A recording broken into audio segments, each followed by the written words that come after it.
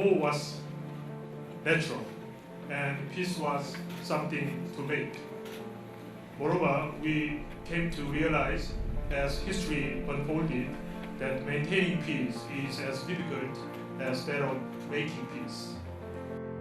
I have talked about 4 elements that could be helpful in realizing resilient peace in Asia in an attempt to provoke your discussion.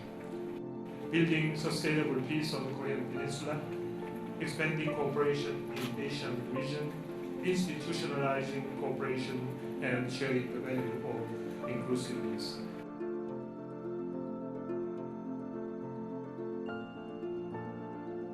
And certainly Australia is committed to promoting the principles that respect those rules that will continue to underpin lasting peace. We continue to work through regional institutions such as East Asia Summit and APEC to develop the common good. So diplomacy is more important than ever. And I certainly believe that history is not deterministic. We're not fated to competition or indeed conflict. But that said, if diplomacy doesn't play its part, we will revert to a world defined by power. They mention the concept and the activities related to free and open Indo-Pacific region. We are, in this context, we are cooperating closely with Australia, and as Mr. Choi mentioned, that India is now a key player in this endeavor.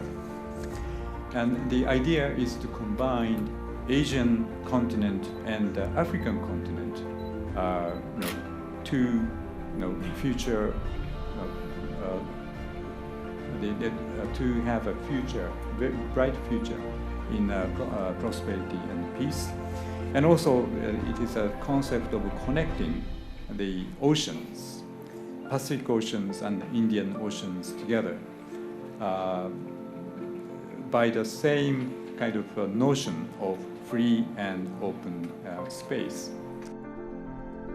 This year's theme, resilience, is one I think which fits particularly well with the European Union, and I will take up the issues Vice Minister Lee has mentioned, the European integration, functional cooperation, multilateralism, rule of law.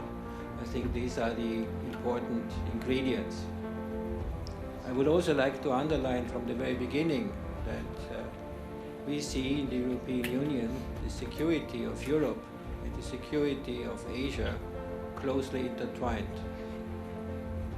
The summits between the United States and the DPRK and the inter-Korean summits and the relationships developed between the respective leaders present a unique opportunity to take substantive steps forward towards a peaceful and denuclearized Korean peninsula. Nonetheless, the current situation in the US-DPRK relations and the inter-Korean relations shows that a handshake between two powerful men might not always be enough.